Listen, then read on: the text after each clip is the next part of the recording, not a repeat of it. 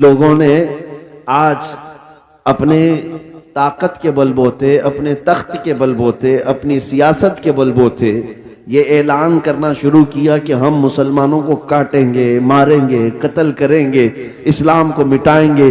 खाक मिटाएंगे, तुमसे तुम्हारी खुजली नहीं मिटाई जा सकती। वाह वाह वाह। क्या खाक मिटाओगे?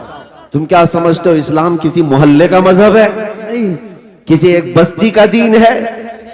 इस्लाम की जड़ें तहतुस्सरा में है और इसकी शाखें औजा सुरैया पर है। बेशक इस दरख्त को हिलाना तो दूर की बात है, इसके पत्ते का हाल बेका करना भी मुश्किल है। बेशक। दुनिया बहुत कोशिश करके देख चुकी, तुम्हारे पास कितनी ताकत है। न कारून के बराबर है, न शद्दाद के बराबर है, न फिरौन के बराबर है, न हामान के बराबर है। बड़ी बड़ी ताकतें आई, लेकिन दीन हक को कभी ना वो मिटा सकी थी, ना मिटा सकेंगी। और हम तो ये कहते हैं, ये जो तुम जुल्म का माहौल गर्म कर रहे हो, उसी वजह पर मैं आज गुफ्तगू कर रहा था। ये तो हमारे आमाल की शामत है। हम भटके हुए थे, हम भटके हुए थे। वरना कुरान में अल्लाह ने फरमाया, वलन यजअलल्लाहु लिलकाफिरीना अलल मुमिनीना सबीला। अल्लाह हरगिज़ काफिरों को मोमिनों पर गलबा नहीं देता, बेशक हरगिज़ नहीं देता। लेकिन ये आज के हालात इसलिए हैं कि हम रास्ता छोड़े हुए हैं। एक बात, दुनिया ने जो करना था सब कर लिया है। आपको पता है हर स्कूल में, एजुकेशन में सिलेबस बदल करके क्या क्या चीजें जहर के तौर पर डाली जा रही हैं, क्या क्या चीजें डाली जा रही हैं। मुसलमान बच्चों के ईमान कब के तबाह हो जाए।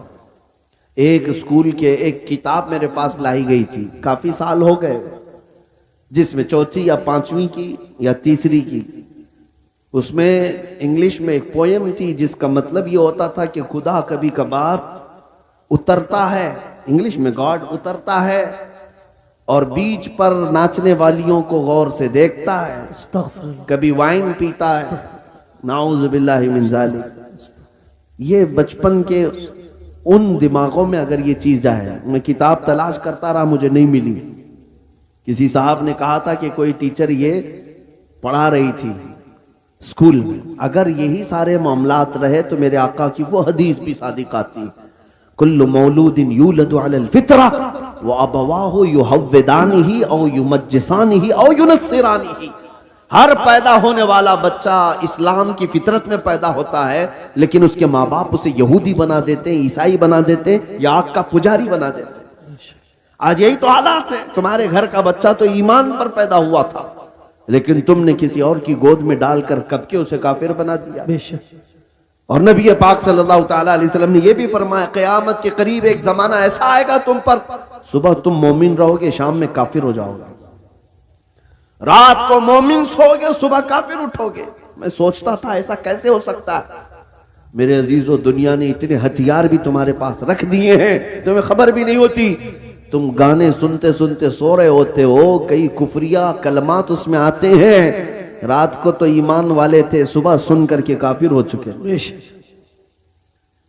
ये दुनिया जिसको तुम देख रहे हो, आला हजरत ने क्या खूब कहा, शहद दिखाए जहर पिलाए, कातिल डाइन शोहर कुश, इस मुर्दार पे क्या ललचाए, दुनिया देखी भाली है।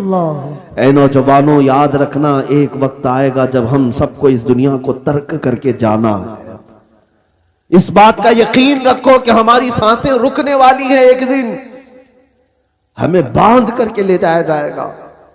आज तुम मस्जिद में बुलाने के बावजूद नहीं आते, कल तुम्हारा कफन बांधकर, रस्सियां बांधकर इमाम के सामने लाकर रख दिया जाएगा। जिंदगी भर नहीं पड़ता था, लेकिन अब इमाम तुम पर पड़ेगा। और फिर जाओगे, किस सफर पे जाओगे बताओ, कहां जाओगे?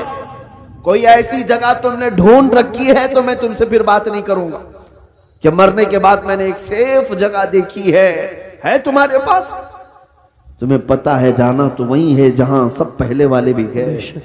बड़े बड़े वक्त के पहलवान, बड़े बड़े मालदार जहां गए, जिनके पास पैसों की रेल पेल ऐसी थी कि वो घर बैठे जो चाहते हासिल हो जाता, घर बैठे। तुम्हें पता है सिकंदर आजम, एक बादशाह, दारा नाम का एक बादशाह, जब वो मर रहा था तो उसने एक वसीयत की थी, आधी दुनिया पर उसने हुकूमत की। अपने चाहने वालों से कहा कि जब मैं मरूं तो मुझे पूरा दफन करना, लेकिन मेरे दोनों हाथ ऊपर रखना, कब्र में इसको दफन मत करना। लोगों ने पूछा ऐसा क्यों?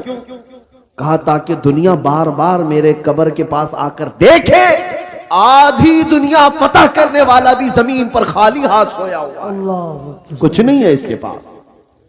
हमारे कफन भी जो बांधे जाते हैं ना, एक जेब भी नहीं रखी जाती, बेशक रखी जाती है ना। हम अपनी मैयतों के सिराने एक सिक्का रखते हैं ना एक नोट रखते हैं। तुम्हें पता है हम उस दुनिया के सफर पर जा रहे हैं जहां पैसा काम नहीं आएगा, बेशक जहां दौलत काम नहीं आएगी, न फरिश्ते रिश्वत लेंगे, न बारगाह इलाही में किसी और तरीके की कोई गुंजाइश तुम्हारे लिए निकल जाएगी दुनियावी एतबार से।